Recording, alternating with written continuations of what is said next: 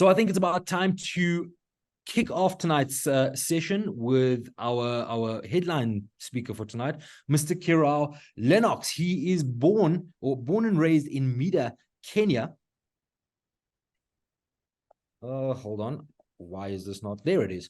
Yep, born and raised in Mida, Kenya. He was exposed to nature from a very early age, where it no doubt influenced his desire to study a BSc in environmental science at Pwani University.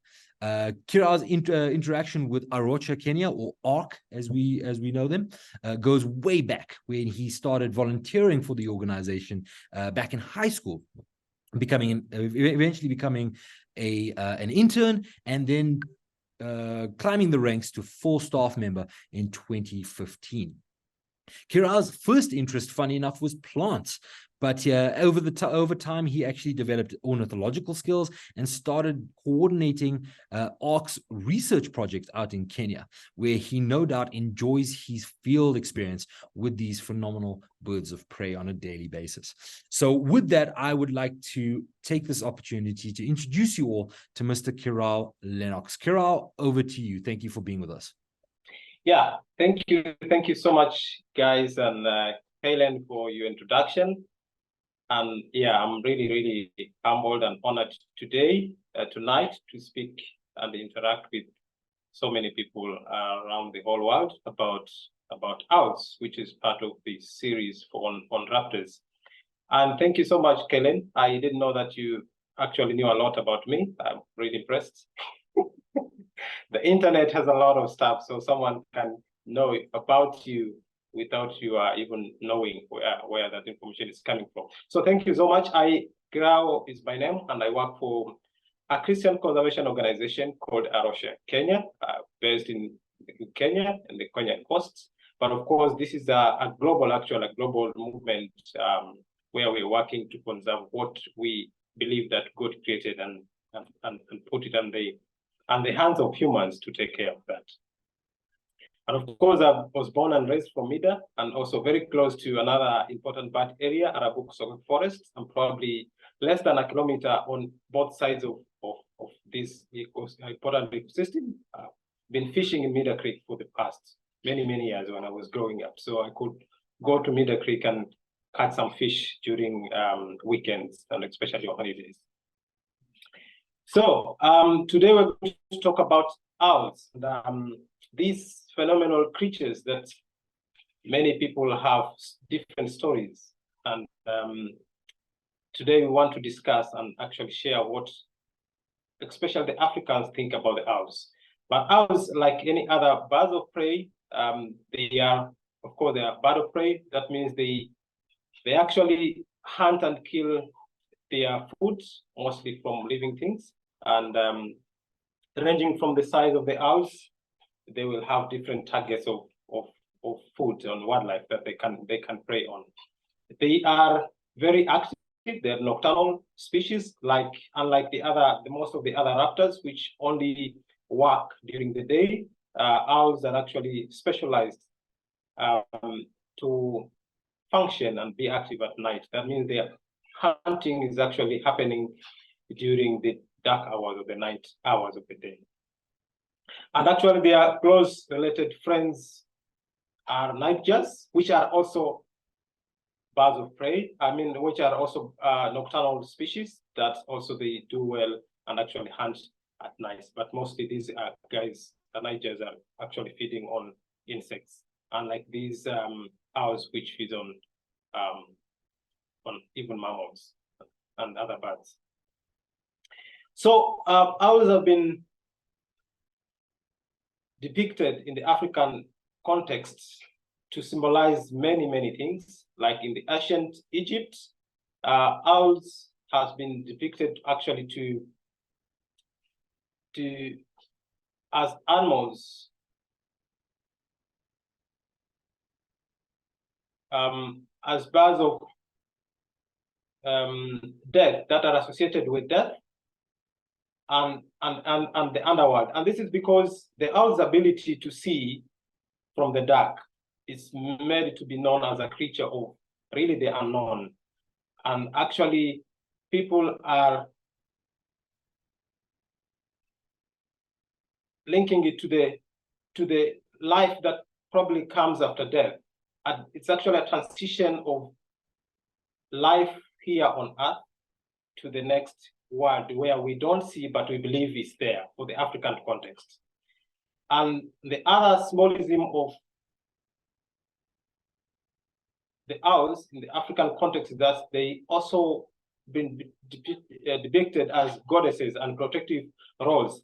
One important example is that has been associated with the goddess in the Egyptian context, the protective goddess, the two ladies called Nekebet and Wajet, which were considered to be gods that are actually on the higher and the lower social classes to protect people within the African context, within the Egyptian societies. Also, Egyptians, especially the ancient Egyptians, used to use pictures and actual carvings and some signs to depict some sounds, like the owl, the picture of an owl, or the engraving of an owl, which was like a sacred carving, would use it to as for sound M. So any time that you see an engraving of an owl would mean this is a sound representing an M, and also has been symbolized as a creature of wisdom. It's a creature of wisdom because the keenness at which these owls can observe and see things during the day is actually associated with being wise. A wise person is somebody, sometimes you interact with him and he sees beyond what most of the people see, like hidden things within an area, within somebody. So because of that keenness and to see things during the dark, then they have also been associated with symbol of wisdom. And another, within the Hindu context, they have been associated actually with wealth, and people actually, because seeing an owl close to your home would mean that it is a good fortune, it's a good thing, it's a favorable thing that is going to happen to you. So people actually within the Hinduism actually will associate owls with wisdom and wealth. But that's probably on the best part of African perceiving owls as good. There's so many stories and myths and misconceptions about owls within the African context, and ranging from people from the north is that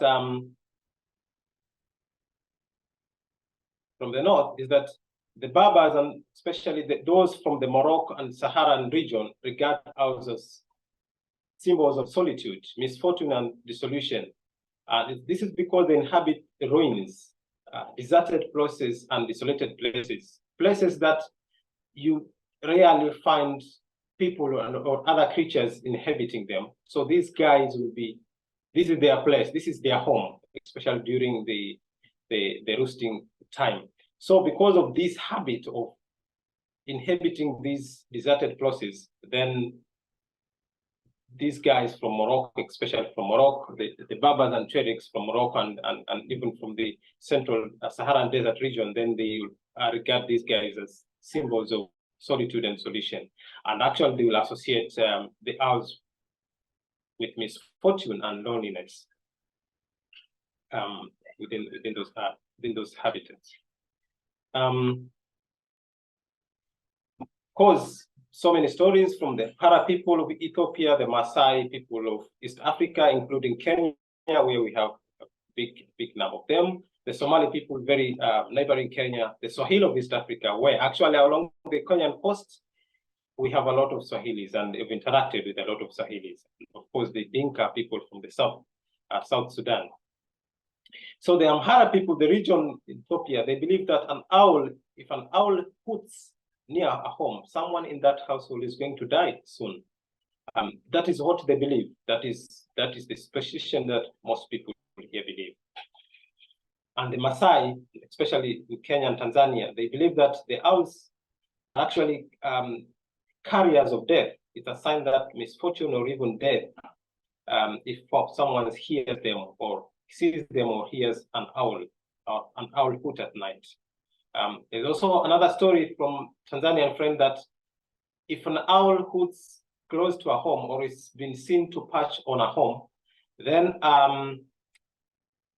the people within that homestead will have to cut the tree down, so that, because it's a bad sign to them, it's an ill omen, so they'll have to cut the tree down so that that misfortune goes away and it never comes back, because they believe that they'll have killed that misfortune within that area. In Somali culture, of course, it's a bad luck. They regard it as a bad luck. They think that the sight and the sound of an owl depicts someone is going to die or have a bad luck. So if you're walking or if you're moving to a certain place, either at night or early morning, and then you hear an owl or you even see an owl, then you rather turn and go back, because whatever that you're going to do is probably will not be successful, because it's a bad luck, or even someone is going to die within the family.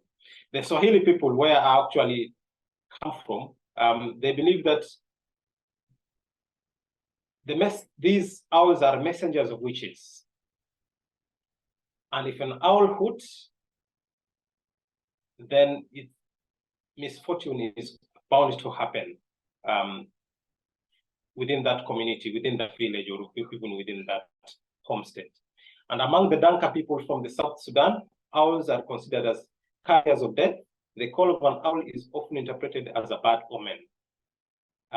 So these people, especially along the coastal, the eastern, along the coast of East Africa, they have like uniform and close related superstition and myth and beliefs about the owls. The Xhosa in South Africa, an owl is a bird of ill omen. It is associated with death, and the hoot of an owl is a sign that death or a serious illness is going to strike a family. So owls should not hoot, owls should not be seen, owls should not be heard from people. People should not hear them. And when it happens, then something serious illness will happen in that family. The Zulus, was in South Africa, especially the spotted eagle owl is often regarded as a bad omen. Some believe that if owl flies into a house, it means that it's coming to someone who lives there. So if an owl comes to, in any chance that is flying, maybe to catch something, maybe a rat or a mice within your home, then if it happens that it comes to that house, then they believe somebody within that family, within that house, is going to die. It's going to die. In the Tswanas in South Africa also believe that these owls are associated with witchcraft, and seeing an owl in daylight, especially during morning or an evening, then it's a call of its call is often regarded an ill omen as well. So it's a bad luck. It's something that should not be associated in them. So there's kind of like a complex of beliefs and superstitions that many people believe in. The Ashanti people in Ghana believe that owls is an embodiment of spirits of the dead. So actually seeing an owl either at night or early mornings is a bad omen. And it is not actually, it is a spirit. It's thought to be sign that the spirit of the dead is not at rest. So it's actually hovering around, it's probably targeting to haunt some people within that family. The Yoruba in Nigeria, they have a myth that owls are witches birds. Actually, witches use them to carry out their nefarious activities. And some Akan communities, especially in the Cote d'Ivoire and Ghana, they associate owls with sorcery.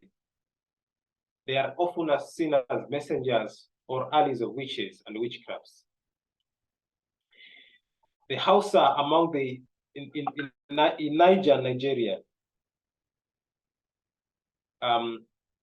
they see owls as symbols of bad luck and are often associated with witchcraft. There is a common belief that witches actually transform themselves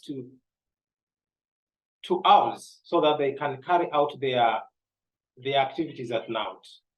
And the Fang people found in Gabon, Equatorial Ghana, and even Cameroon have a belief that the hood of an owl is an ill omen, often thought to be to predict someone's impending death. So if an owl calls close to a home, or if someone has walking on their own and then he hears an owl calling, then it actually tells them that somebody they know is going to die. So there are some cultural beliefs, and even there are some two studies that some guys had to do, especially in Malawi and even in the south, the East and South African areas. And actually, they did an interview and was asking for people, especially the local peoples, if they have seen people killing owls or have interacted with owls. And actually, in Malawi, every fourth person that they interviewed, at least they knew somebody who has killed an owl for various reasons. And in the East and Southern African, every fifth person they interviewed actually have seen somebody kill an owl or actually sacrifice an owl for various reasons. And among the reasons is that superstition, to avoid bad omen. They've killed the owl to avoid bad omen. In another context is that since this is regarded as witchcraft creatures, then other people will not even dare to touch an owl, and they will not even dare to kill an owl. But in Malawi, they would kill them because they are bad omen. Others would kill them to make magic and medicine. They know that, they believe that parts of the owls, especially the talons and the bills, are actually, they can be used for their magic powers and magic medicine. So they believe that if they kill them, then they can take these powers and actually use them for their witchcraft.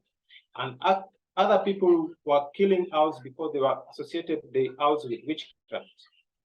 And probably if it's nesting close to a house or close to a home, then people would kill them so that this bad omen, this bad luck, is then is not within that home.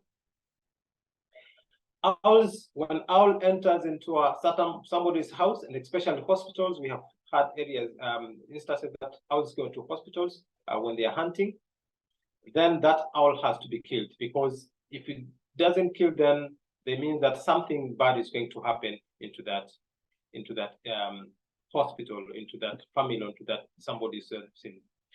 So there's been a close relationship. Even people who are working in conservation areas, maybe international organizations, also believe that there is a close relationship between witchcrafts and perfect owls, and actually using owls for doing their activities. There's actually an area that somebody was even be able to distinguish the vocalization of owls, normal owls, and owls that have been used by witchcraft, or people have transformed themselves to owls. So they'll even see a difference in vocalization, like how they call. They think, that call is an owl, which is a normal owl, and that is another call is actually, I think it's not a normal owl, and actually it's probably somebody who has converted himself to an owl. So they will even show a difference between the vocalization of the owls. But from all these perceptions and myths from people, is it true that really owls are bad omen? Are they witches? Do they transform magic powers? Why do people think about that? Is it because of how they look like? Is it because of the shape? Is it because of their eyes? Is it because of their behaviors of being able to turn their head? Is it because of their behaviors of being active at night? Why do people think about that? Are people thinking that because of their shape, which is a rounded head, mostly others with ear tufts, which has outgrown of their feathers? Do people think that these are ears? And of course, you wouldn't, unless it's a flesh, then people would think like a god has an ear, but it's a flesh. But these are feathers, and they have like, looks like ears. Are they really ears? Do people think they are this? People think that these animals, these creatures, these birds are actually bird creatures because of where they live, where do they stay, the activities that happens at night? Is that the reason? Is that the reason why people think like, because I can dance my head like that? What is the reason why they do that? Owls have large eyes, and this is to help them to catch the light from the moon and the stars, because these are active at night, and they require this light so that they can see their prey. Eyes are actually fixed to the head. They are not able to move their eyes just the same way that we can move our eyes. These are held on the skull by structures, tendons. So they cannot move their eyes. They have now to move their whole head to be able to see. That's why now they can turn their head to see for prey, and even for anything like a predator that wants to feed on it. So that behavior is not for witchcraft, is not for magic, but it's actually they have designed to do that. So yeah, for that reason, then we shouldn't be able to consider them like guys of the unknown, because then they're designed to do that. If they were not able to move their head like that, then they could only see, like they have a limited vision to see. Like they could only see like one particular angle, which I think would have been limiting them to do that. So owls are associated with the societal wisdom have some more remarkable eyes in the animal kingdom. They are forward-facing eyes, which can make up to, the eyes can make up to 1, even up to 5% of their total body weights. Allow them to see actually in 3Ds, just like humans as well. They can see height, width and length, just like humans. And their binocular vision, which is like seeing an object with both eyes at the same time, spans about 70 degrees, while for humans it's about 140 degrees. And of course, we've seen that their eyes are all attached to the head, and they can do that. So the owls are adapted to catch light at night. The magic lies in their large cornea, and actually they're able to, one area has to be able to capture the light, and then they have cells that are able to actually to produce the image. So this design protects the low vision. Actually, even at low vision, these birds are able to see and actually detect. Contrary to the belief that most people think like bright light might blind them, but these guys are so much adapted into their eyes, and that they are not being blinded by bright light. And the other thing about their eyes is that they have, like for us, we have 2 eyelids. These guys have 3 eyelids. Apart from the regular 2, a special diagonal stitching membrane, which actually it keeps on wiping across their eyes. They're keeping them clean and protected all the time. Most of the other organisms usually have 2 eyelids. These guys have 3 eyelids for that offering that cleaning and protective of their eyes. Their hearing is actually these outgrowth that we see actually, these are just ear tacits, which can be used to display and for visualization, communication with other owls, and even for predators. So they are often for display for communication. Right ear, for some species, the right ear is actually higher than the left ear. And this is for accurate pinpointing of the prey. Like you can see on the picture that the right ear for this barn owl here is higher than the left ear. And they can, if they are able to perceive the same sound at the same time, then they can accurately locate where the prey is, even during because of this of the location that they use. And for that, then they are accurate on their on whatever that they're looking for. And they will perch on branches that probably do not have rattling leaves. And this is because they can hear, so that they can hear every slight movement made by the prey, and even predators that will want to prey on them. So they want to stay in an areas that, as people that deserted areas, other birds will probably perch on branches that they don't care if it's have rattling leaves or not. For these ones, because they are specialized in hunting and they only have the night to do that, then they have to be very, very specific and strategic so that they make the slightest, like the least noise for them to be successful in their hunting. Owls, depending on the size, depending on the species, they have different choices of food. They are some owls that feed on small mammals, even the size of a hair. There's some owls that will feed mostly for insects, like the scarps owls. Barn owls will feed on even on mice and rats. Yeah, depending on the size, then they will have different diet. And actually, owls chew their food.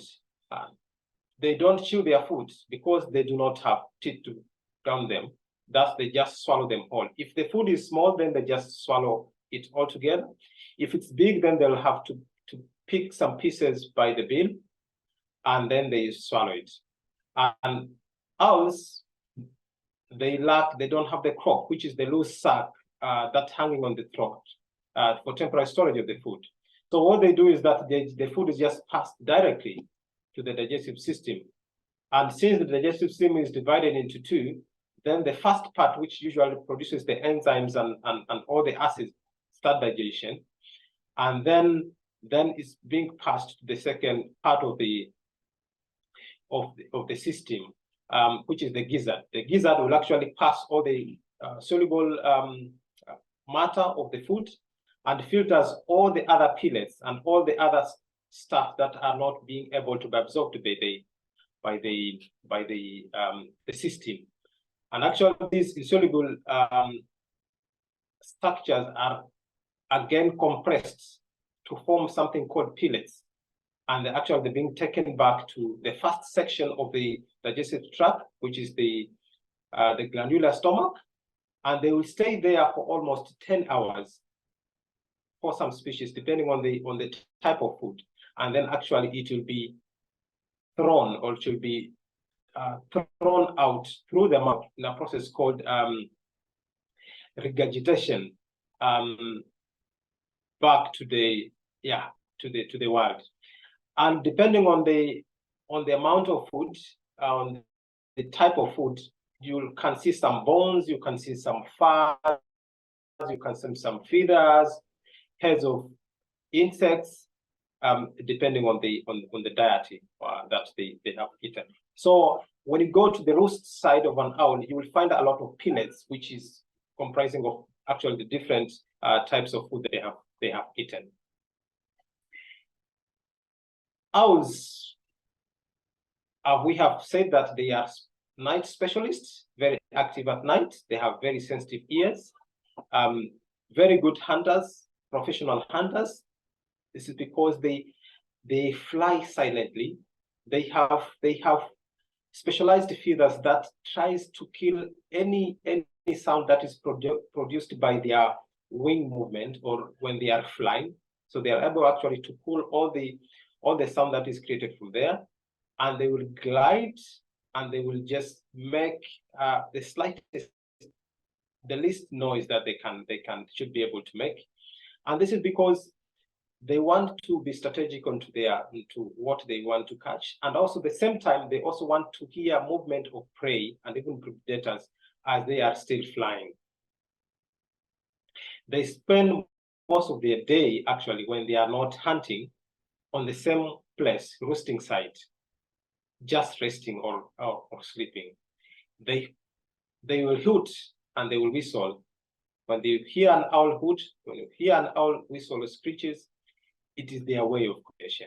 It is not a message of bad omen. That is how they communicate. We all communicate, either through voices or through our actions. We all communicate. That is how they communicate. If they have to display their tact, that is how they communicate. If they have to dance their head, that's part of their communication.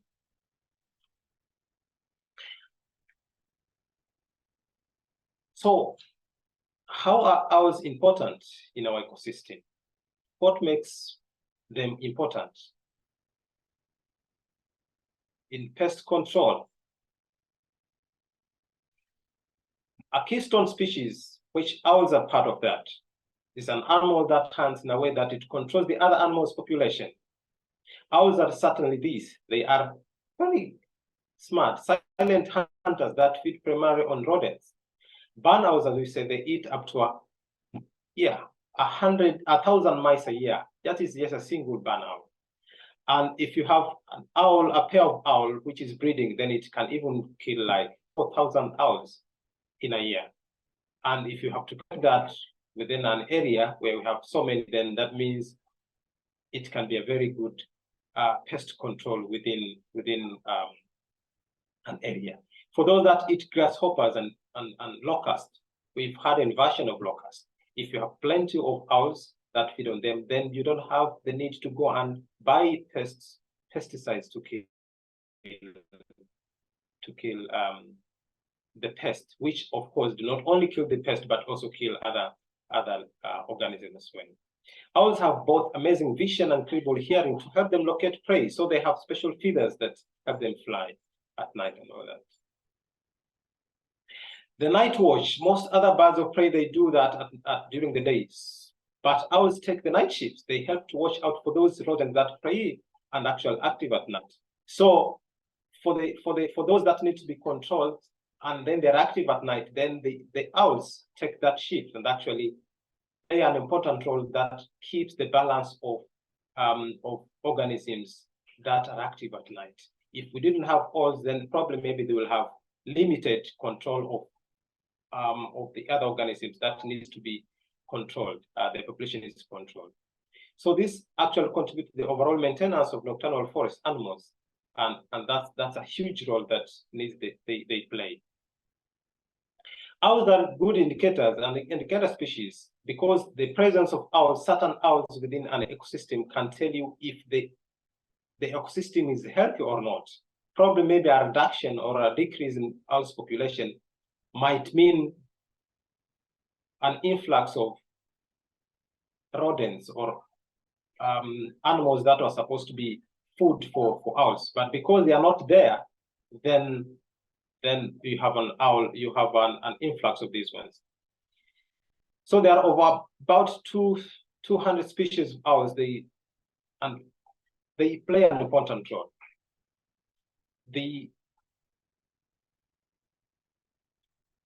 So for owls, unfortunately, a certain population have been struggling in the last century due to things like habitat loss and agricultural chemicals. So actually, our activities that we carry out at our homes and in our farms, they are a great threat to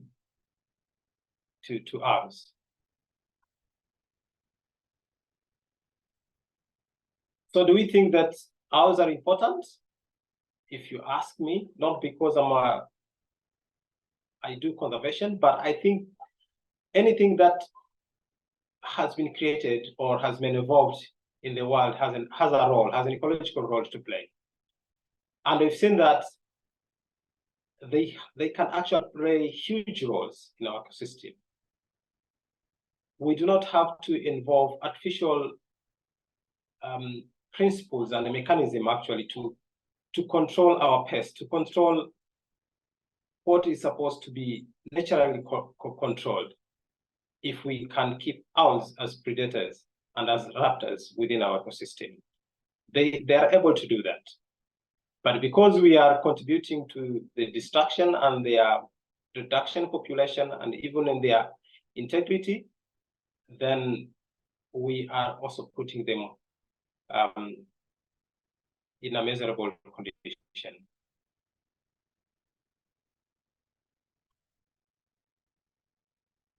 There are huge concerns and threats. When you use pesticides to control your crops, then you are killing them. You are actually killing their food.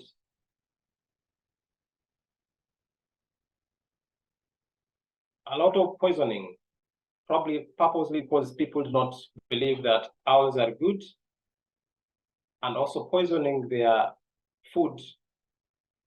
Some of this poison is not able to be digested by the target culprit, except for the stallicide, which is actually being broken down. And even if you eat the carcass, then it's safe. Most of these poison are actually not be able to do that. So what they do is actually when the owl or any other animal that feeds on them, then they're also being poisoned and they die. Electrocution is also a huge one that is happening because of our how we erect our electric poles and how we design them. So they are a huge problem. Habitat loss and substitution is also huge. They are a huge threat. If we believe that they are not good, then we contribute, because we will do everything to make sure that they are not there. You can do something. You can build an owl, a box, a nest box, especially for the barn owls. You can, grow some trees, just spare a small forest within your area, within your farm. They will put at night, but then they will take control of your pests. They'll take control of the things that will disturb you.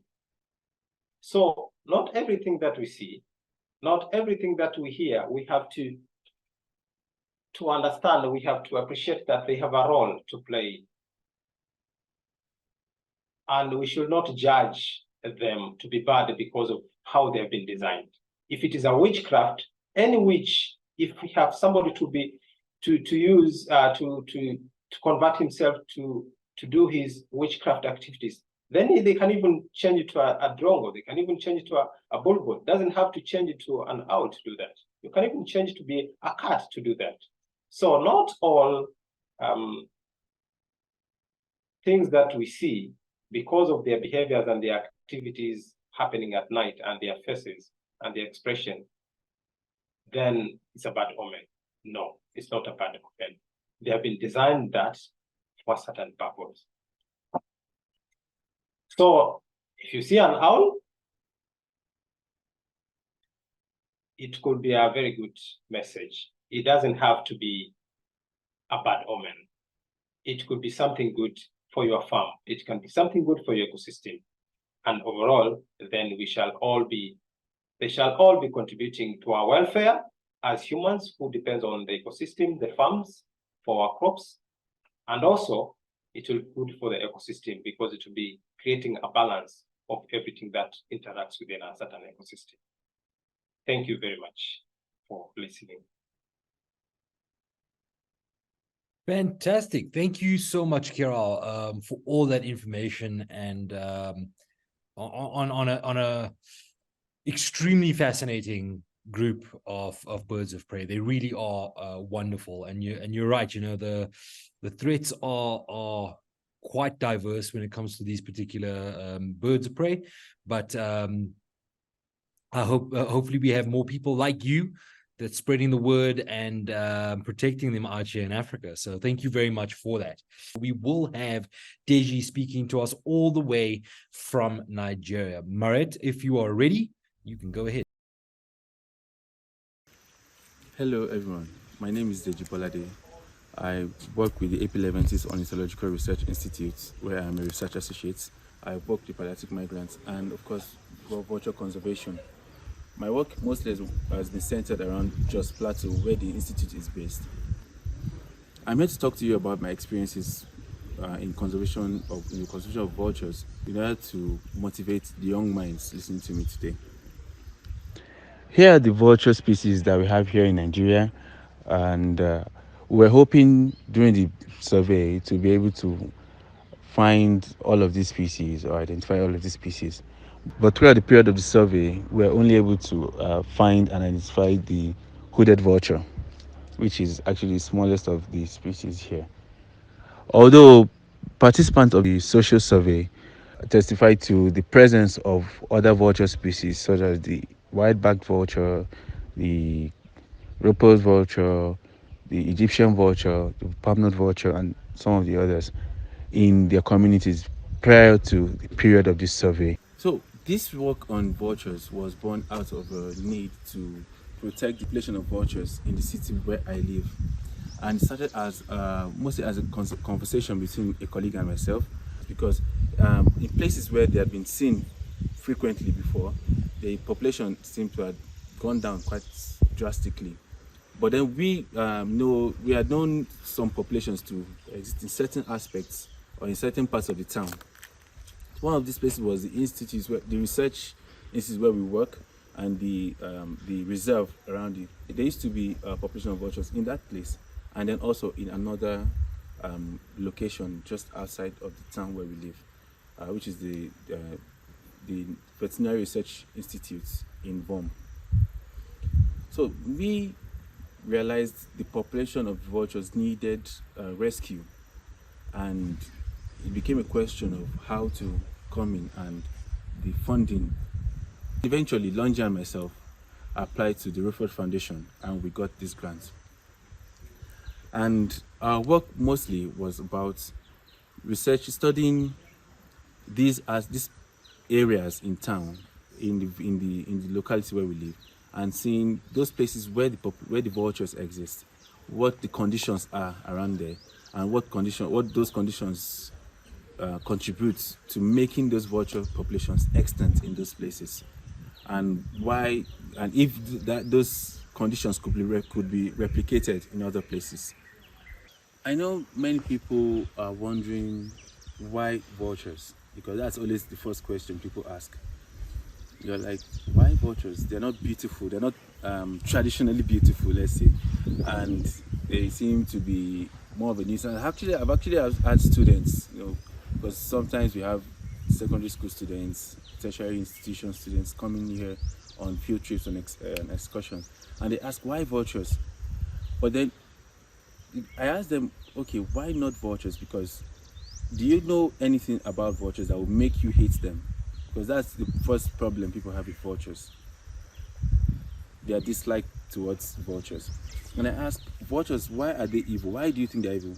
And then it turns out most cases it's because of the negative perspective that they've had growing up from grandparents and the likes. And I asked, okay, has a vulture ever hurt anyone that you know about?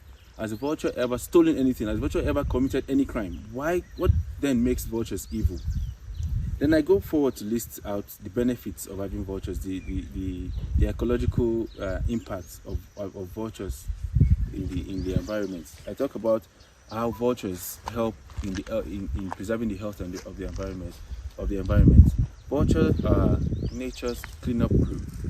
They clean out waste and refuse and carcasses, rotten meat, and all of those things, diseased carcasses in the environment. And doing so, they eradicate diseases. There are several diseases like anthrax and rabies and all of those things that are controlled by population of vultures where they are allowed to live.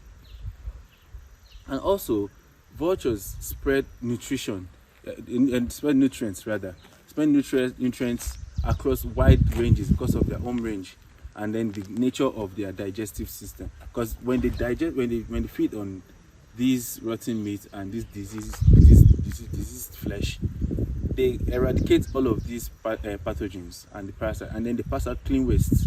When they pass out clean waste, the environment is better for it. And they do this over wide ranges because they have wide home ranges as large raptors that they are.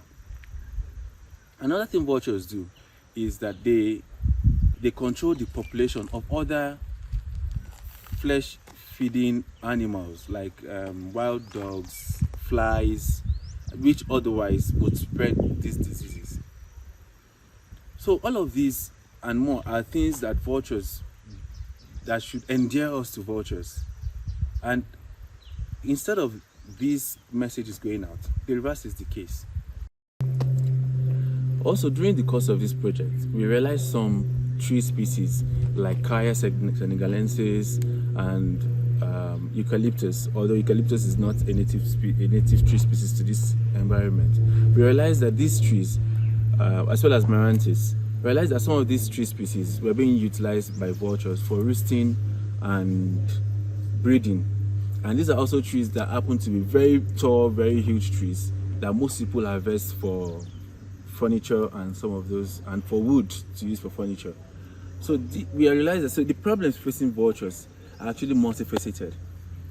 They have habitat loss, there's persecution, and that's one of the reasons why we are interested in vulture conservation. It was recently the International Vulture Awareness Day, and in past years, we usually have, during the week, we always go out to enlighten and to educate secondary school students mostly about the importance of vultures to the environment. And this is something we're doing this year as well, educating people on the importance of vultures to the environment and letting them know that vultures should be cared for and protected. Our experiences on the project with vultures, they found out that apart from people having negative perspectives towards the vultures, they also sometimes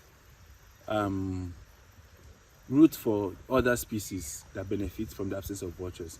For instance, birds like pied crows and starlings sometimes come, so places where the vulture populations have reduced.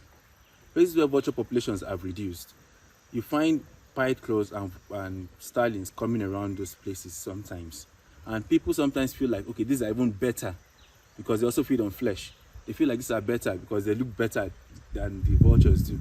But the case is, these other species do not help in eradicating diseases like the vultures do. They are facing habitat loss due to the loss of some of the preferred tree species, and urbanization as well is another problem because of the loss of dense forests that they prefer.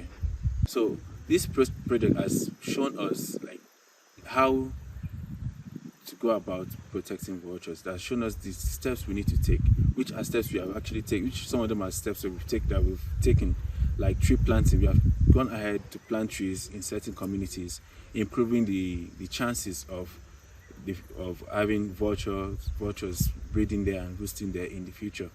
We've also gone about conservation education, going to schools to teach the pupils about the importance of vultures and how to get rid of the negative ideas about vultures. We also encourage them to discuss with their parents, because that's something that is very important. Discussing with parents, correcting, because sometimes the parents don't understand these things, and many of the parents in some of these areas have very little education, if at all any. So, and we actually found out that has helped a lot, because there have been reports of parents talking about how their kids have told them about vultures and have changed their minds about vultures. So it is not a totally hopeless battle protecting and conserving vultures, and we hope to get there one of these days. Thank you very much.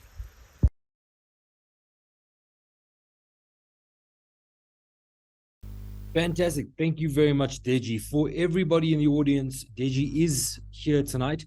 So when we go over to Q&A, I'm sure he would be happy to answer any of your questions. We're going to head straight over to our field trip with Simon from Kenya.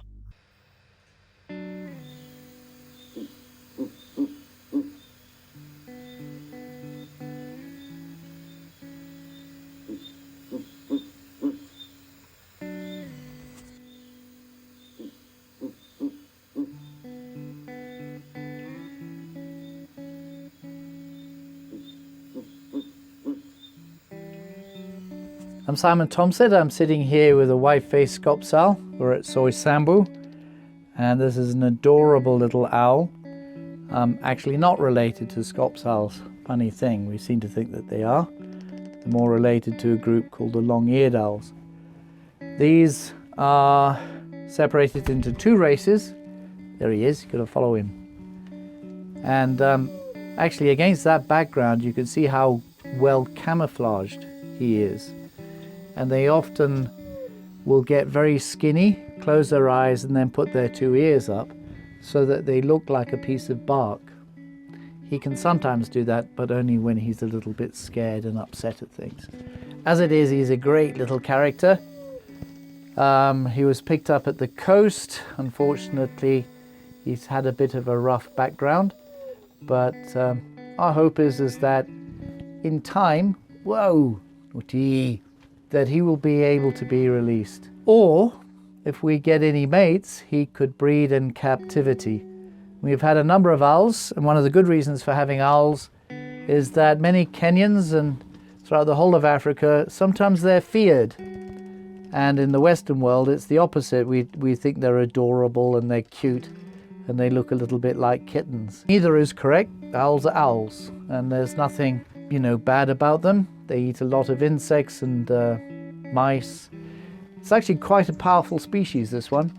For his size, they eat quite a lot of large birds, including things like small doves, and also a lot of rodents as well. So he's being very, very cute, nibbling me, but he can, if he wanted to, really hurt.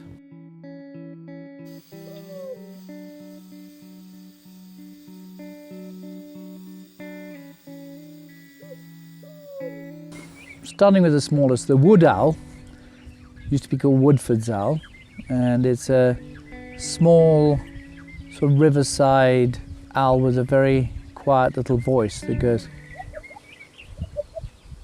Occasionally does a bit of an eagle owl type hoot, which is quite surprising given how small it is. They're quite common even in rural gardens. They like exotic plantations and thick cover like bougainvillea, so we get quite a few in for rehab because of that. They're very, very small-footed, so they're mostly insect eaters. I've seen actually quite a lot of frogs. Curious to know if they don't get bufo toxin. You also see them throwing up frogs as well. They also declining. They really do like moist areas and rivers. Lots of thicket by the side of riverine areas. Charming little owls. They only have about 2 chicks at most a year. So for such a small owl, they actually breed quite slowly. The other one is the barn owl. Now he's a bit aberrant. He belongs to a different group called Taito. In Australia, you've got loads of Taitos. You have big monstrous things called powerful owls, and some of them are massive sort of eagle owl versions of the barn owl.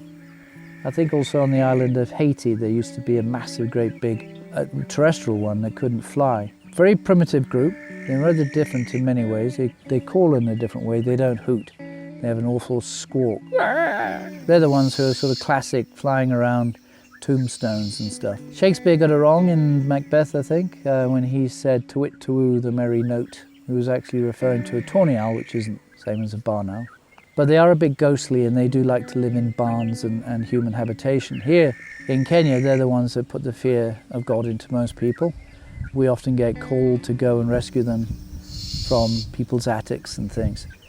They really are super beneficial, taking up to 4,000 mice a year. They're by far the most commensal with man, even here. They live in wells, for example in Gedi, which is an Arab ruin at the coast. You can look right down this well, which is massive, and you can see them nesting on either side of the well.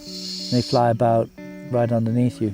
The other one that we have is the spotted eagle owl. That's a small eagle owl, one of the smallest. There's another one in sort of Central and West Africa called the Akun eagle owl.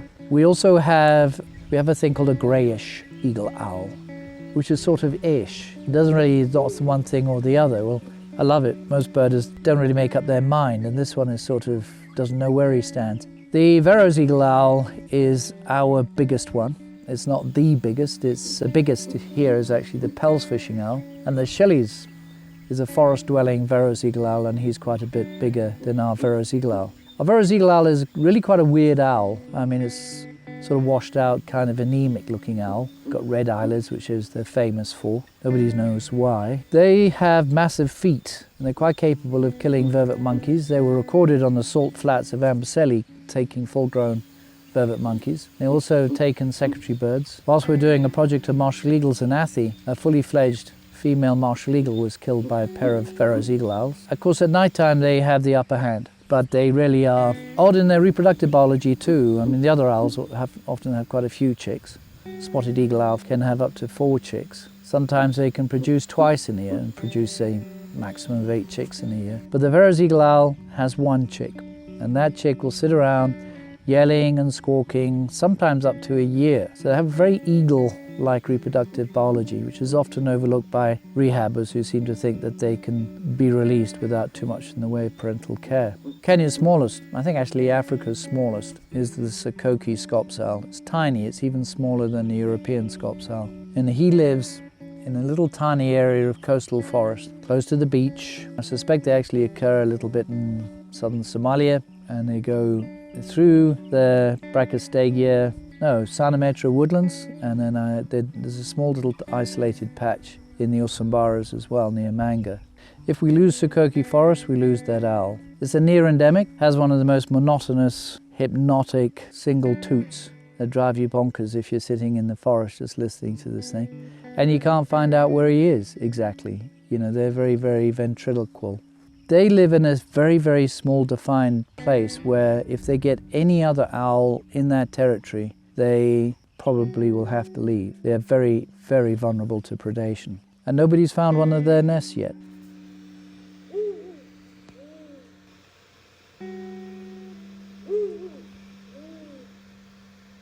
Culturally, all over the world, owls and other birds, reptiles and all sorts of animals have various myths that surround them. Here we often talk about the owl as being a creature of ill omen, nothing good about it, which is not good for their conservation because they get directly persecuted. But interestingly, Louis Leakey, many years ago studying human anthropology, wrote a tome of the Kikuyu tribe. In it, he had that there was a sequential loss of property should an owl come and hoot near your home, and it would begin small, and then it would grow to something large. It would be small like a day-old chick. If the person didn't repent the next day, it would be something a little bigger like a hen. And it would continue hooting until that person repented, and then it would stop hooting. If he hadn't repented, it would continue until he would lose his property, lose his livestock, cows, house, wife, and may even lose his own life. However, it wasn't a mystery of God. If anybody came and threw a stone at the owl, it would bring the wrath of God. Now that is the oldest record that one has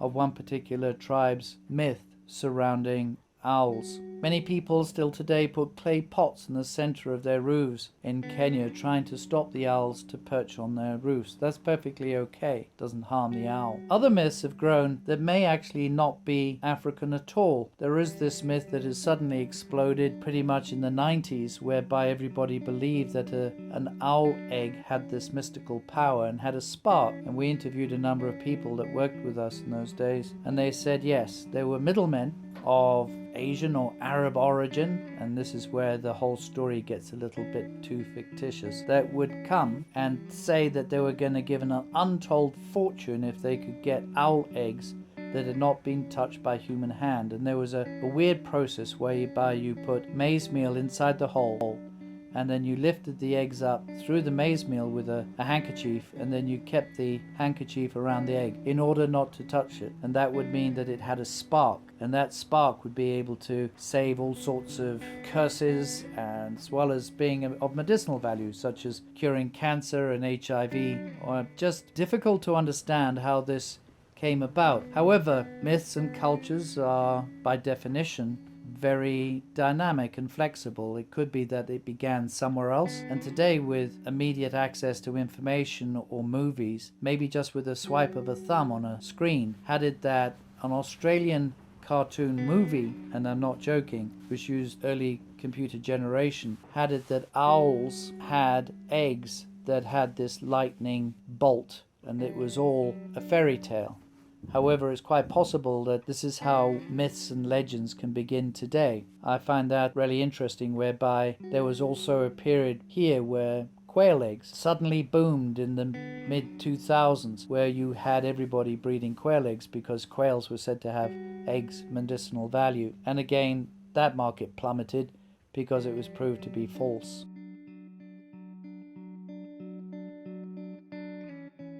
Owls suffer hugely from persecution.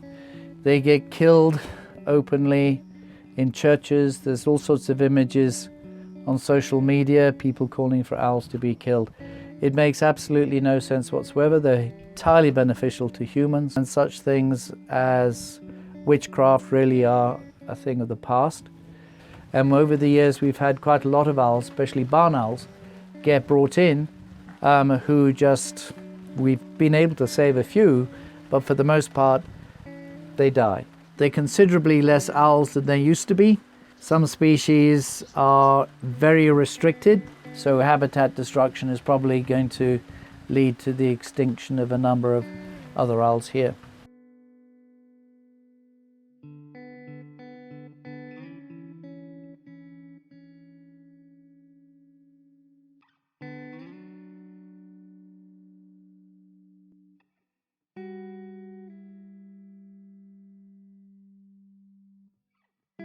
All right. Perfect. Thank you very much, Simon. Yeah, sometimes I think sometimes these myths and beliefs are equally, if not more, fascinating than the owls themselves, right? They in some cases so similar to one another, and then so completely different and so outrageous sometimes.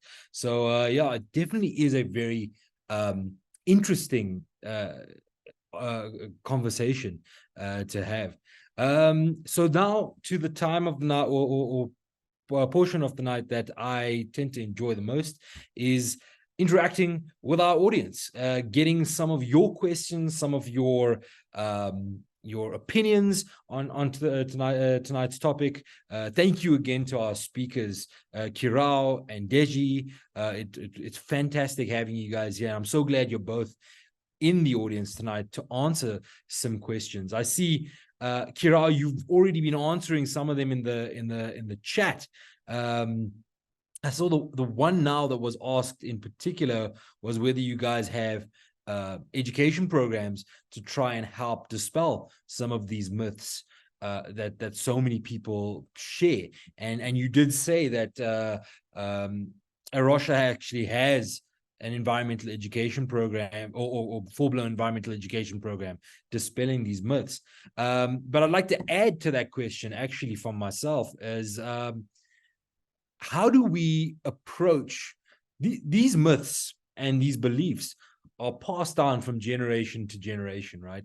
And sometimes we get caught up with conserving wildlife and nature, and we forget that sometimes it's equally important to conserve these African cultures and these African beliefs. How do you tread that line between conserving the culture but also conserving the species, and keeping that culture alive while still protecting these species? How do you kind of bridge that gap? All right, thank you, Aileen, for that question. I think people interact and people treat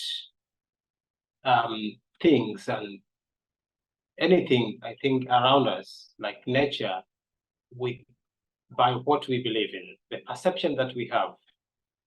If we know that this tree is good for timber, then that's the mentality you have. So every tree that you see is timber for you. And it's probably because of the knowledge and the stories we've gathered from our parents and even the people that we interact. And it's really more of like the heart of the people, what they think and what they believe in, which detects their actions towards those things. People, and especially in the African context, and also I think even in the Western world as well, they had these issues before, like long time ago. I had a friend recently. I was with some colleagues from, I think from around 19 countries, and I was actually sharing and asking people about what they think about us, because I knew I had this presentation to make today. And I said, yeah, I had a guy from Switzerland. I said, yeah, there were those beliefs, but those like 100 years ago within our area, that people believed that owls are bad and people were killing them, and they were all associated with those things. But those things are phasing out. I think with education coming in, a lot of these things are actually people really try to think about, is it really true? Because you don't just believe something if just somebody tells you this is a bad thing. You have really to be critical and think about it. If people start to think about, is that really makes sense when people talk about how does it even, if a witchcraft will have to change himself to be an owl, why not change himself to be a cat to do that? Why an owl? Can he change to be a cat? Can he change to be a dog? Why do we use owls as scapegoats for this? Is it because they're active at night? But there are also other animals who are active at night. So if people start to think, but it's a long process, because we need to talk to them. We need to have this message across everywhere and every platform, which is not possible. But I think for the few people that believe and they can think critically, that these can just be myth, because we have so many myths, not just for ours, but for even for other things. But if people try to think about things, does this really make sense?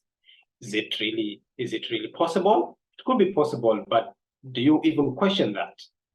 I usually like to share this story from a colleague. Actually, a colleague of mine says here that there was a young lady who was married, and every time this husband brings fish at home to cook, she will prepare this fish, but not as a whole. He will have to cut into different pieces, like 2 or 3 pieces. It never cooks it as a whole. So the husband once asked, why do you always cut this fish when you're preparing it? And he said, because my mother used to prepare them when they are in pieces. So the guy asked, can you find out why your mother was doing that? And actually the young lady asked her mother, and actually her mother said, actually I used to cut the fish into pieces because I was having a small cooking pot, so they couldn't fit in my pot, so I had to put in pieces. So now he realized actually it wasn't really like a belief, like a custom, but actually the mother did this because she had limited resources that could cook. So sometimes we have to question. If you just believe things, then it's difficult. But then we have a huge role, all of us as people in the conservation, just to degenerate these beliefs that people hold from the small cycles. Just share with somebody, 1 or 2 people, and if this message sinks them and they believe it, then it's very easy. It's always start from a single step. We cannot reach the whole world at once, but I think we can believe that we can make a difference. Thank you. I don't know if that's answered. Yeah, thanks for that answer, Kirao. Yeah, definitely a complex situation, complex problem. I see Marty, you have your hand raised. Good to see you there. Yeah, guys. Thanks. I think mine's probably a little bit more of a technical sort of question, or I'm just intrigued by the different calls of an owl. I think Simon, mentioned it in the about Shakespeare got it wrong and whatever. But you've got those species that are definitely like doing hooting type calls, and then you've got those other ones that are doing screeches, and then the pearl-spotted owl being one that's like almost completely different with a whistle. And I'm just intrigued by the different ones.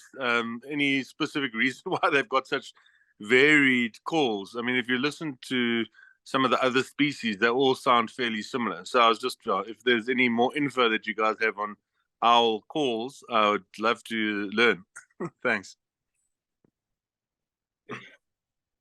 Thanks, Marty. That's an interesting question. I might not have the full answer, but if Simon is around, he's a raptor specialist, so I would love to hear about his opinion. But I believe that from just thinking about it, we make different sounds, even ourselves and even other creatures, for various reasons, for communication, for signaling, maybe looking for mates, signaling that there's a presence of predator around us, a danger or something like that. Others do that, especially when they are mating, for dating, and they have different reasons. I think that's they have to make different kind of voices and whistles. So I think there might be reasons, specific reasons why an owl might hoot, and maybe the same time, and probably maybe in the next few seconds it changes to a different calling altogether. I think that's all communication. We don't really understand what we're communicating, but it could be that they are laying a message, giving information that this something is happening, or signaling something happening. Because I have seen birds, drongos, and even other birds making different sounds depending on the location they are. If a bird is in a higher elevation, higher canopy, they'll make a different call. When it's in the middle of the habitat, it will make a different call. When it's feeding, it will make a different call. When it's looking for mates, you have displays and make different calls. So that could be one reason, but I wouldn't say that is the only reason. Maybe Simon, if he's around, he could share more on that, or any other person. Yeah, unfortunately, Marty, I have no idea. I can't I can't eliminate on that. I think definitely, I mean, each bird has there's birds that have a wide variety of calls, but I think specifically on why one hoots and one screeches, definitely can't eliminate on that. Sorry. I mean, I think there's like almost nothing more sort of spine chilling than that screech of a barn owl in the middle of the night. And it's, yeah, you kind of just wonder why specific that noise, and then others, you know, do the hoot and whatever. So I was just interested. I mean, they seem almost to be divided in families by their different calls. So, but yeah, thanks. No problem. Thanks for that question. Emlyn, good to see you again. I see your hands raised. Go ahead, ask your question.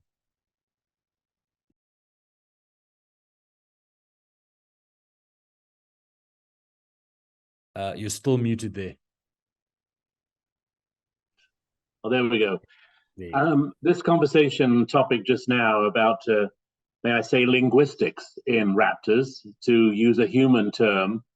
I'm suddenly curious about, you know, on the premise that human life evolved from wildlife, which is a very generalizing statement, but presumably the first sounds that early humans, hominins, heard were those of animals around them in the environment.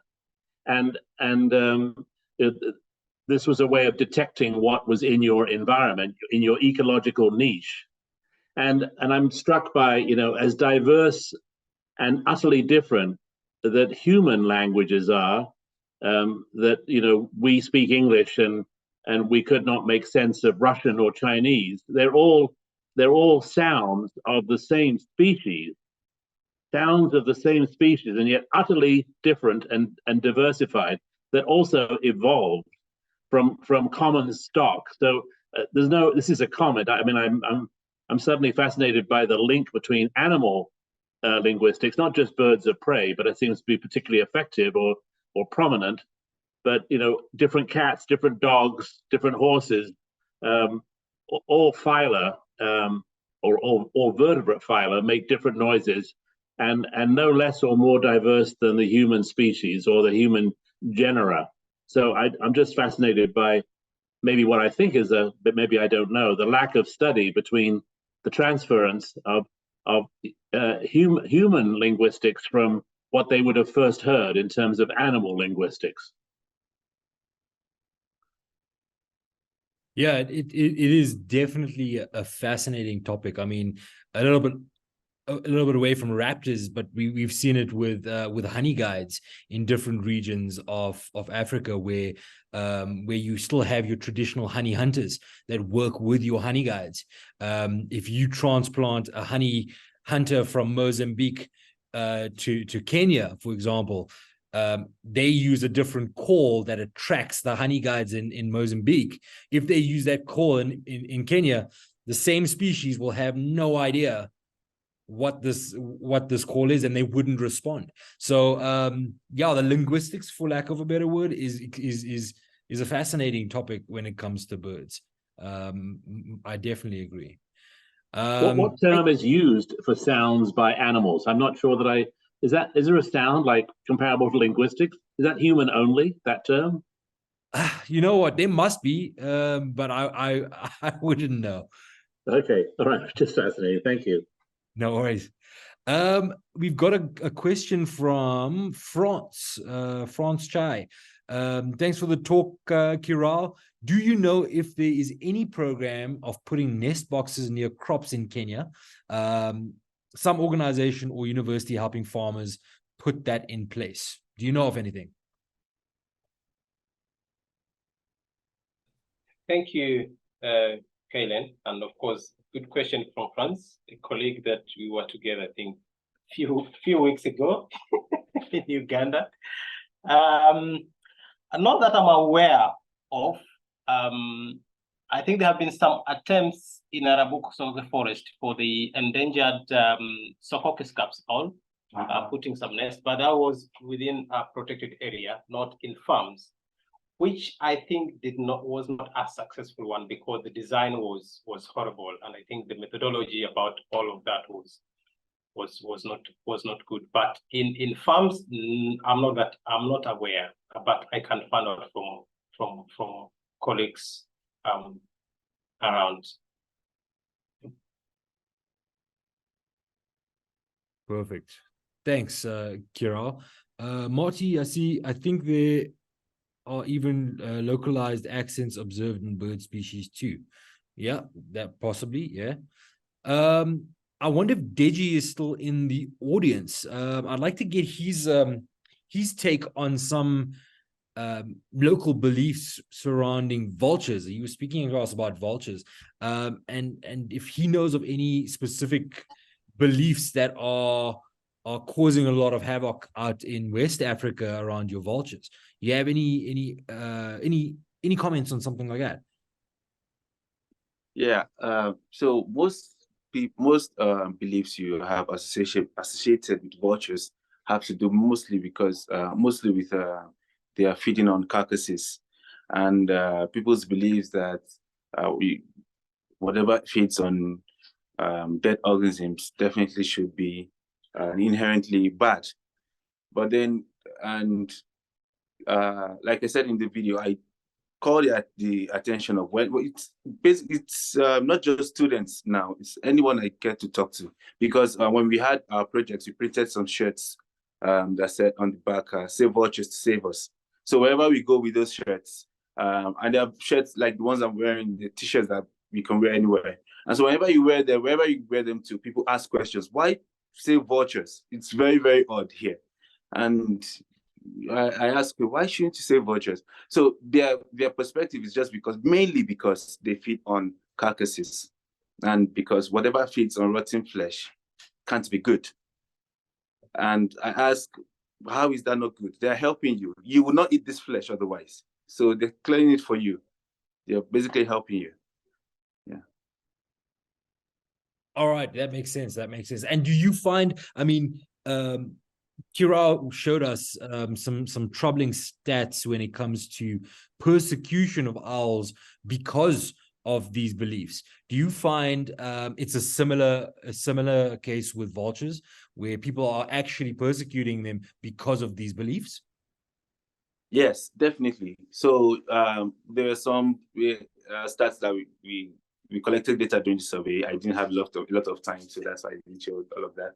So yeah, definitely there were a lot of people that had people that personally or knew uncles or aunts who had killed vultures or called people to come hunt down vultures on their around their house, and people would whenever they saw vultures, especially the Christians, they would just go into a tirade of speaking in tongues and prayers and everything, and so a lot of people definitely reacted very negatively towards vultures and persecuted them, and just because they thought they were bad omens or evil or dirty. Yeah, that's worrying. I mean, as if vultures don't have enough to be worried about as is. Exactly. You know, with the Yeah. electrocutions and the poisonings, With the now execution, persecution because of and belief. because of the beliefs. Yeah. So because the surveys were carried out within a metropolitan environment, we didn't get a lot of opinions of hunters and poachers, or the poachers probably won't respond in the first place. So most of the results had to do with people's beliefs and opinions. So we didn't get a lot of poisoning and anti-poaching responses from the respondents of the survey. All right, all right. I see Holly. Hey, good to see you, Holly. I see your hands raised. What would you like to ask? I just want to add in there that in Southern Africa, one of the big things is sleeping with a vulture head under your pillow, because that allows you to see into the future. And what is the future you want to see? You want to win the lottery. And that's the big thing. So a lot of people aiming to win the lottery in Southern Africa will sleep with a vulture head under their pillow. And I'm sure when we have Lovelater, who I see is here in the audience. So Lovelater, if you would want to come in here and just add something in on that about, you know, how vultures can see a kill from up to 6 kilometers away, but often they're coming in because other vultures are circling. So if we can just unmute Lovelater here to just come in briefly and fill in on perhaps that superstition. Lovelater's from Zimbabwe and is head of BirdLife there. Thank you, Holly. So generally what happens with vultures is when they're in the sky, they are watching the ground and they are watching other vultures in the sky fly. They're also watching bateleur eagles as they fly. And when one moves a certain direction, or when other birds start moving in a certain direction, as a vulture you follow, because the only reason why they are in the sky is so that they can look for carcasses. So they are watching other vultures and they are looking for carcasses on the ground. And so they will generally move in the direction. When they see one bird flying in a certain direction, they will all fly in that direction because they believe that there's a carcass there. So once a bird lands, many birds will land in it. So generally, because we don't understand how that happens, they believe that vultures dream. They can see into the future.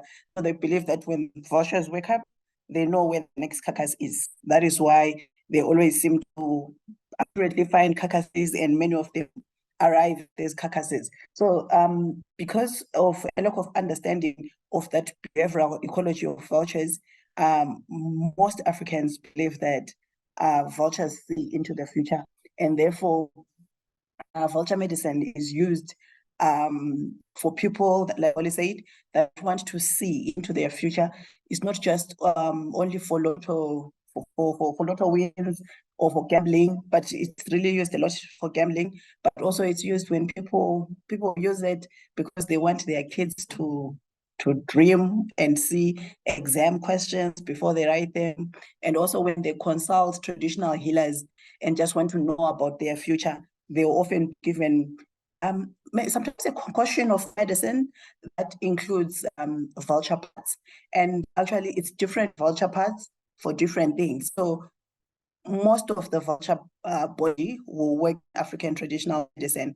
And when it's a fresh carcass, even the heart will be used for certain medicine. I can see Caroline's question asking where in Southern Africa. Almost everywhere, at least everywhere we're working as BirdLife International, there is belief-based use of vultures.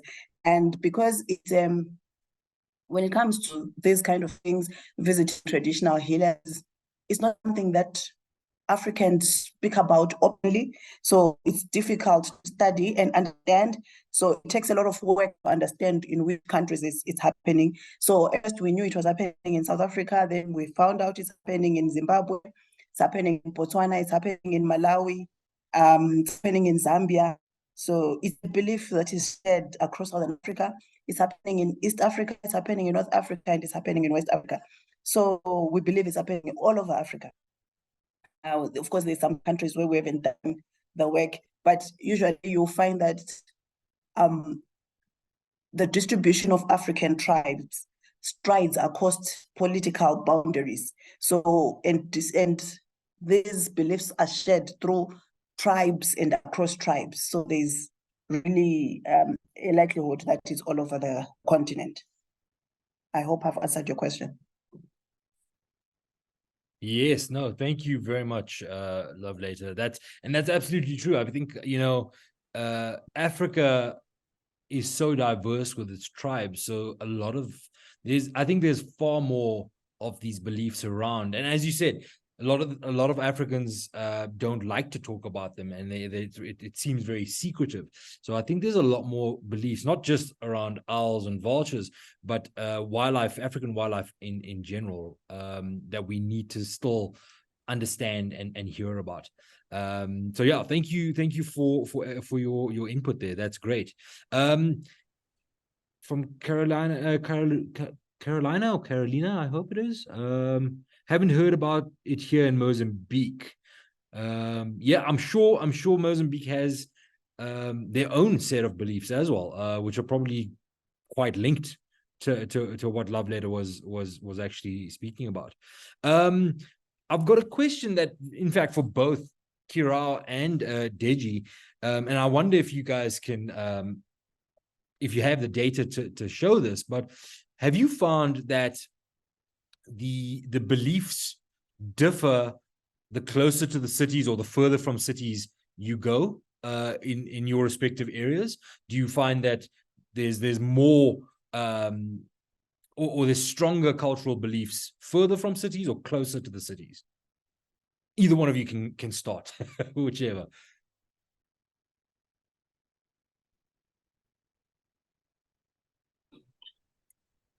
I may not be able to have data to do that, but I think with interaction from people within towns and cities and from the villages, then there is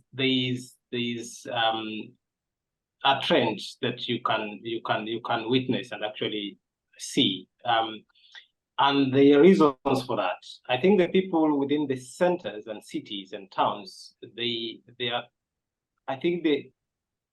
do not hold these. They believe that they know that there is existence of this myth, but they do not really believe them strongly. Like they know people talk about this and people associate with owls and all about this, but I think they're not so much attached. They don't really believe them that they are an influence, and actually there is something that really disturbs them. But the people in the villages, especially in remote areas, even in villages, but more in the remote areas, these beliefs are strong and they are powerful and they really hold them dear and they can really disturb them, and they will do all things to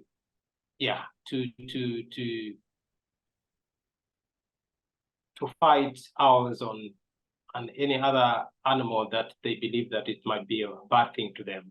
And like as you move to the town, then this belief and this myth, their intensity and strength and how people perceive them decreases.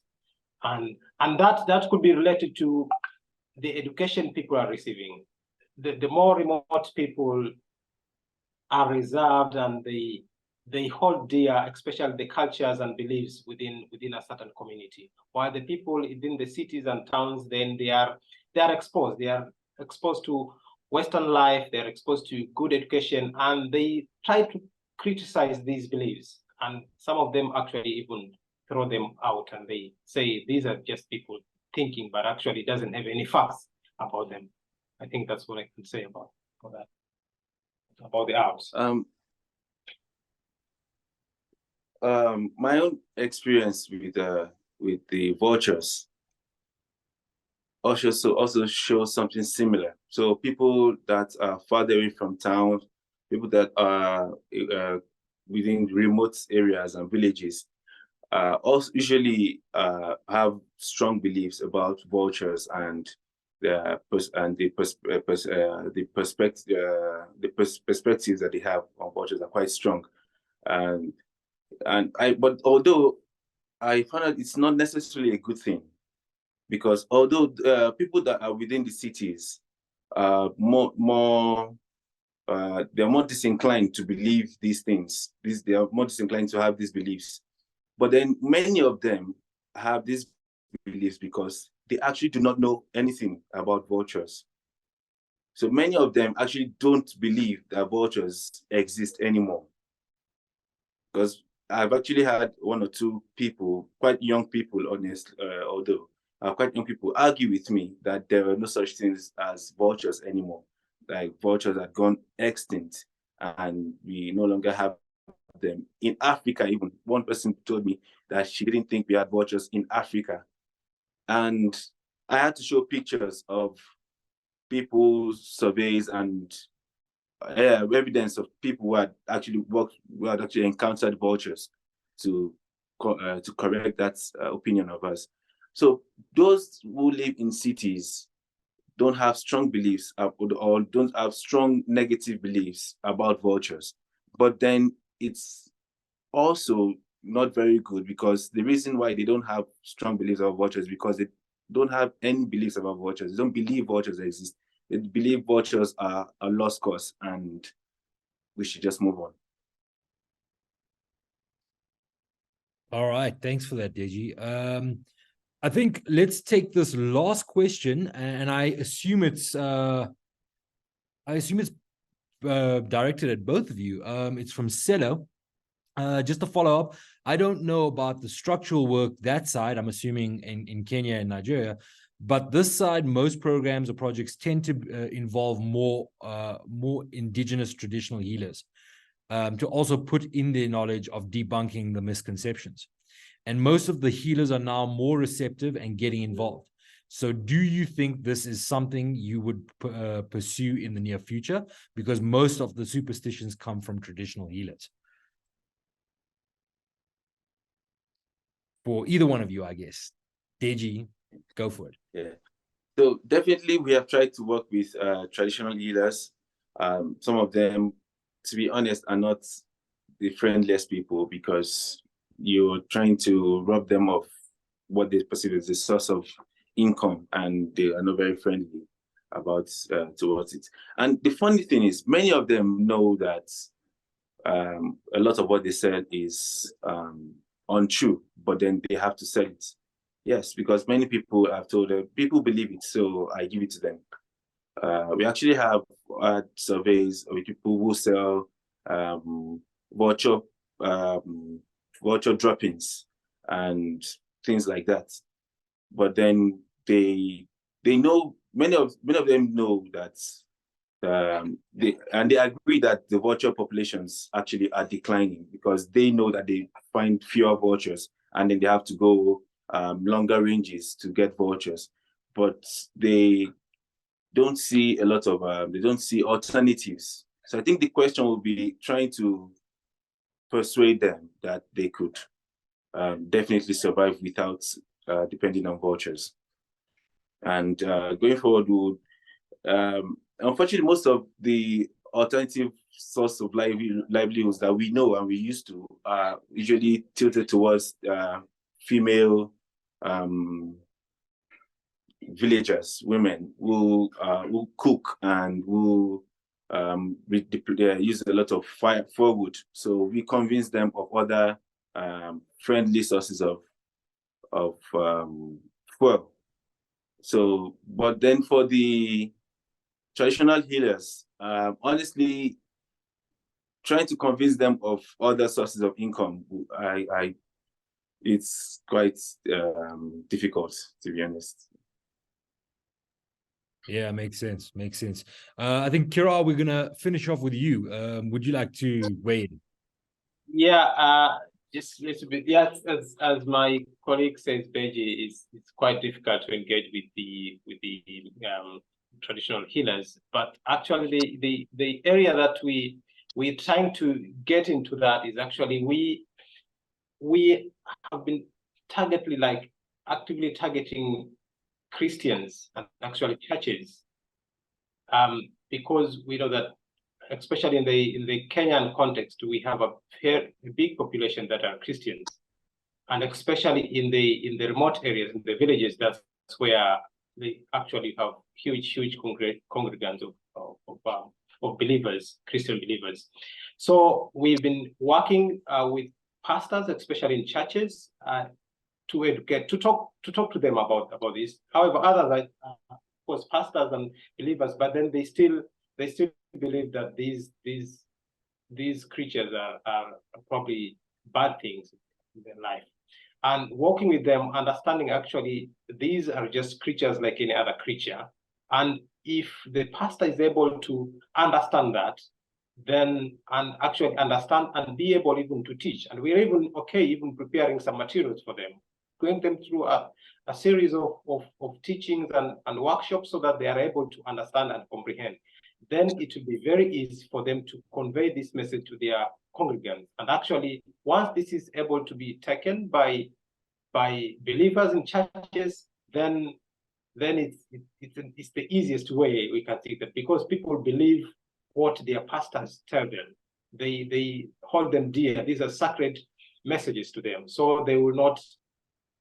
They will really hold them, and actually maybe it can go away. Maybe in the near future, I never thought about the traditional healers, but it's a very good opportunity for someone to go into, and I'll be very interested to support people who would want to do that. Probably maybe it's a challenge you pose to me as a person, and also to my team, especially those in environmental education. Then we are ready to take that. We'll have to think about it, how to go about it. But I would really love to see if that could be a way as well to talk about this. Thanks. Fantastic. Well, thank you, guys. I'd like to take the opportunity to thank both of you for being here tonight. Thank you for your talks. You guys have really enlightened us. And it's a great reminder that we need to concentrate, and it's not just about the species, not just about the animals. We need to think about the humans behind the story as well. That's what conservation is at the end of the day, and we tend to forget that. I think sometimes humans play a very important part in all our ecosystems as well. So thank you for that. Thank you for your messages. It has been an absolute pleasure speaking to both of you. I look forward to chat with you guys going forward and hear all your great work that you guys are doing on both ends of Africa. So really well done to both of you. It's fantastic work. To everyone else, we have come to the end of our session tonight. Thank you so much for joining us. Remember to join us next week, same time, same place, 7 o'clock South African time, to speak to Dr. Anton Odendahl about the hawks of Africa. And then in that session, we have a special appearance by my old mentor, Dr. Gerard Malan, who's going to speak to us about his experience with PCGs, or pale chanting goshawks, in South Africa. So be here 7 o'clock next week, Wednesday, to hear all the fun from these two specialists in South Africa. Until then, have a great night, great week to come, and we'll chat to you next week. Cheers all.